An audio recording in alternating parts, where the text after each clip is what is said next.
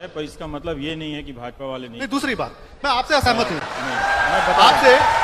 मैं बता रहा हूँ आप कहते हैं कि भगत सिंह से कोई शायद बड़ा नेता मिलने नहीं गया। प्रधानमंत्री एक सेकंड, अरुंधति रॉय का एक इंटरव्यू आया, ठीक, वो किसी पाकिस्तान के रेडियो से चला था और पाकिस्तान के वेबसाइट से चला था, और न्यूज़ पे ये डॉक्यूमेंटेड है। फिर उसको उठा के भारत के खास वैचारिक समर्थकों के वेबसाइट ने उसको छापा, न्यूज़ बनाया, और कई लोगों ने उसको ट्रेंड करके ट्वीट किया। तो इसके झांसे में कोई भी पढ़ सकता है। वो जरूर चुनौती है कि बाहर के देश के लोग हम सबको लड़ा सकते हैं उस ट्वीट को करके, पर ये इतना निर्दोष व्यवस्था नहीं है। मैं बार बार कह रहा हूँ, इस पिक्चर को मत भूलिए कि जिसका स्ट्रक्चर बहुत बड़ा है, जिसके पास ह्यूमन रिसोर्स बहुत बड़ा है। अगर खुद एक पार्टी का राष्ट्रीय अध्यक्ष ये कह रहे हैं कि 32 लाख लोग हमारे व्हाट्सएप पे हैं और हम कुछ भी कर सकते हैं, कि एक अफवाह फैल गई कि अखिलेश ने मुलायम को चाटा मारा, वो उदाहरण तो वही दे रहे हैं, मैंने तो नहीं दिया है।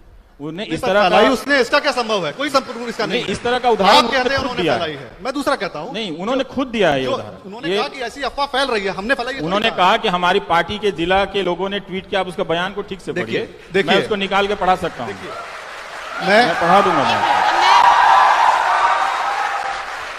अब मैं वो वाली बात कहूंगी, नहीं, पॉलिटिकल पार्टी से हूं नहीं, मुझे लेना देना भी नहीं। मगर मैं ये भी कहूं, जैसे कांग्रेस के नेता कहते हैं कि जाए हमारी पार्टी तेले, वो कहीं भी जाए हमें मतलब नहीं है। मैं सच आपको बताना किसी और पार्टी के नेता नहीं कर रहे हैं। एक सच सुनिए, आप कहते हैं कि प्रधानमंत्री एक ये इतिहास का वर्जन है कि भगत सिंह से मिलने कोई बड़ा नेता नहीं गया, या वो ये कहते हैं जब कांग्रेस कहती है कि नेहरू जी और गांधी जी के कारण आजादी मिली, जो एक इतिहास मैं भी मानता हूं का बहुत बड़ा योगदान था, और बिना खड़क बिना ढाल हमें आजादी मिल गई, ये हमेशा हमें पढ़ा गया। अगर भारत का प्रधानमंत्री उठ के ये बोलता है कि आजादी के अंदर नॉन वायलेंस के अलावा जो आर्म स्ट्रगल था उसका भी योगदान था, सुभाष चंद्र बोस और भगत सिंह ने भी आजादी में योगदान दिया, तो मुझे लगता है 50 साल से जो इतिहास हमें पढ़ाया गया है वो फेक न्यूज़ है। गलत इतिहास की किताब पढ़ी है, मैंने अभी कहा। तो खाली जो आपका इतिहास है कि खाली नेहरू और गांधी जी, आपने कहा कि पटेल साहब ने जब वो बंबई गए उससे पहले अपने सेक्रेटरी को बुला के कहा कि नेहरू से कितने भी मतभेद हो उनका साथ मत छोड़ना। अगर कोई व्यक्ति ये कहे कि देखिए उनके बीच में मतभेद तो थे, तो फिर उसमें फेक न्यूज कहां है? इसीलिए मैं बता रहा हूं, जो पॉलिटिकल टीका टिप्पणी है उसको फेक न्यूज की कैटेगरी में मत लेके आइए। इतिहास के वर्जन को सुनिए, आप सुनिए, अब मैं कुछ बोलना चाहूंगी।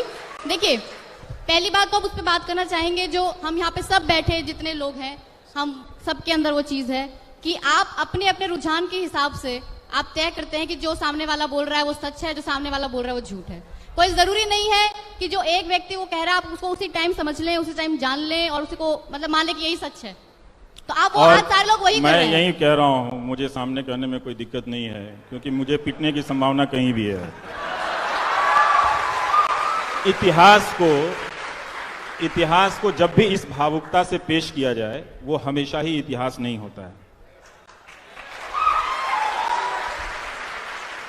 कहीं भी इतिहास को अगर आप प्रोफेशनल बड़े हिस्टोरियन की किताबें पढ़ेंगे तो वो किसी का महिमा मंडन बेवजह वो नहीं करता है। राजनीतिक दल जरूर करते हैं, कांग्रेस के पोस्टर पर सरदार पटेल नहीं होंगे, इनके पोस्टर पर होंगे, वो सब करते रहते हैं। लेकिन जो इतिहास की प्रोफेशनल ट्रेनिंग है उसमें खुद ही इतना कंपटीशन है कि एक मैंने जैसे कहा कि सरदार बोस पे ही कई किताबें, राइट लेफ्ट हर तरह के इतिहास के लोगों को लिखे हुए, जिन लोगों ने सरदार भगत सिंह की जेल डायरी और किताबों का संकलन किया है वो और भी लोग थे, मतलब उनका वो कुछ और भी लोग उनसे कहा जा सकता है। तो सरदार भगत सिंह हर जगह हैं, कम्युनिस्ट पार्टी में भी हैं, आरएसएस में भी हैं, कांग्रेस में भी हैं, वो सब जगह हैं।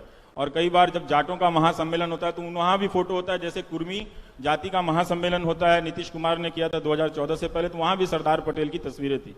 तो हम अपने नेताओं का राजनीतिक स्तर पर अलग अलग करते हैं, लेकिन हम छात्र हैं। अगर आप में से कार्यकर्ता हैं, कोई राजनीतिक है, तो पूरा आपका अधिकार है, जो आपकी पार्टी का है वो आप मानते रहिए। लेकिन हम छात्र हैं, तो हम हिस्ट्री को इस इमोशनल क्वेश्चन से अगर आप देखने लगेंगे तो यही है, वो फेक न्यूज, फेक इमोशनैलिटी के ट्रैप में फंसेंगे और फिर तालियां बजाएंगे। और जो आप देखिए कितना आसान है, ताली आपने इनके लिए भी बजा दी, वही जनता मेरे लिए भी बजा दी। तो प्लीज मत कीजिए ये काम, प्लीज रैशनैलिटी को लाइए, तार्किकता को लाइए, थोड़ा सा समझिए हमने क्या कहा, इन्होंने क्या कहा, खुद परखिए। मैं बार बार कह रहा हूं कि किसी पे आंख बंद करके भरोसा मत कीजिए, थोड़ा मेहनत कीजिए, आपको पता चलेगा कि कहां क्या नाइंसाफी हुई है, कहां क्या कुछ हुआ है। खुद भी सोचिए कि क्या आप इन नफरत की बातों से, फेक न्यूज की बातों के हटा के, क्या आप किसी नेता को पसंद नहीं कर सकते हैं? आप इतने कमजोर कब हो गए, है ना? तो एक बात ये सोचिए। दूसरी बात, पूरी तरह से सहमत हूं और ये करना चाहिए, आपको करना है, क्योंकि ये लड़ाई जो है आप पे कब्जा करने की लड़ाई है, ठीक? न्यूज चैनल जरा सावधानी से देखा कीजिएगा, वरना कब आप दंगाई बन जाएंगे आपको पता नहीं चलेगा। बिल्कुल सही। आप एक गणेश शंकर विद्यार्थी जी का कोट है, तब कांग्रेस की सरकार नहीं थी और तब मीडिया की सरकार नहीं थी, बीजेपी की सरकार नहीं थी और मीडिया की भी सरकार नहीं थी, और ये अच्छा स्लीपर टंग था। लेकिन देखिएगा कि लोकतंत्र इतिहास में कई बार खतरे में पड़ा है और कई बार उभर कर भी आया है। तो ये एकदम इस बात के लिए तैयार रहना चाहिए कि कभी भी आपकी जरा सी गफलत से आपका लोकतंत्र बर्बाद हो सकता है, आपके योगदान से।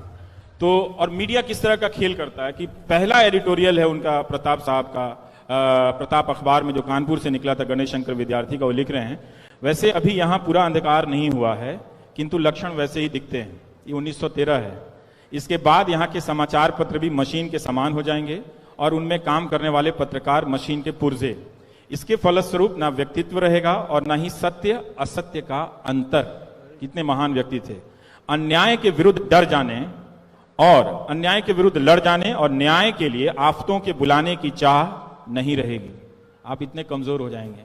जैसे आप पूछते हैं ना, आप इतना कैसे बोल लेते हो, ये सवाल ही आपको बताता है कि आप एक नागरिक के रूप में समाप्त हो चुके हैं। सरकारों ने आपको डराकर समाप्त कर दिया है।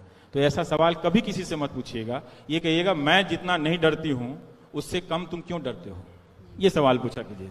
तो ये लिख रहे हैं कि सिर्फ रह जाएगा खींची हुई लकीरों पर चलना।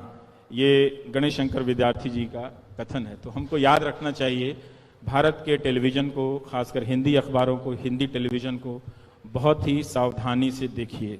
अगर जरा सी चूक आपने की तो आप जिन महान लोगों की कुर्बानियों पे, उनकी मूर्तियों पे शान करते हैं, उनकी शान में आप गुस्ताखी कर देंगे। हम पढ़ रहे हैं। मीडिया ने ही सिखाया कि किससे आपको सवाल नहीं करना है। मीडिया ने ही बहुत सारी खबरें गायब कर दी। तो जो नो न्यूज है वो भी एक तरह का फेक न्यूज है कि अगर आप असली चीजें ना जान के कुछ और चीजें जान रही हैं या आपको बताया जा रहा है। आप हिंदी अखबारों को देखिए, पढ़िए ध्यान से। बहुत एक से एक काबिल पत्रकार हैं, मतलब इतने धुरंधर हैं कि पसीने छुड़ा दें नेताओं के और सरकारों के, लेकिन उन सब के हाथ बांध दिए गए। वो सब मिलते हैं तो ऐसी तड़प है, उनकी तड़प को मैं थोड़ा सा जी लेता हूं ज्यादा, पर अगर आप उनका साथ देंगे तो यही पत्रकार बदल देंगे आपके लोकतंत्र को। नेताओं में बहुत क्षमता होती है। हमारा न्यूज चैनल खासकर और मीडिया, मैं बहुत जिम्मेदारी से कह रहा हूं, जो मुझे पिछले 4 साल में दिखा है और उसके पहले जिस तरह से उसमें गिरावट आ रही थी, वो बहुत होशो हवास में सोच समझ के भारत के इस अर्जित लोकतंत्र को, जिसको पाने के लिए लोगों ने काला पानी की सजा भुगती, उसको बर्बाद कर रहा है। ये बात मैं ताली बजवाने के लिए नहीं कह रहा हूं, ताली मत बजाइएगा। आपके अखबारों के संपादक, आपके पत्रकार, उनके मालिकान, ये सब मिलकर इस लोकतंत्र को बर्बाद करने में लगे हुए हैं। अगर आप बतौर नागरिक नहीं उठकर खड़े हुए, इस झूठ से नहीं लड़ पाए, लड़ाई आपकी है कि क्या आप इस झूठ से लड़ पाएंगे, और हारना आपकी नियति है, तो आप इस नियति को बदल पाएंगे। 150 साल पहले किसी ने सोचा था कि हम नियति को बदल पाएंगे, लेकिन लंबी लड़ाई थी तो बदली थी। तो ये बहुत ज़रूरी है कि आप इन न्यूज़ चैनलों की हरकतों को समझें, इनके जो स्लोगन्स हैं, किस तरह से हिंदू मुस्लिम नफरत की बातें हो रही हैं। क्या आपने यही हिंदुस्तान चाहा था?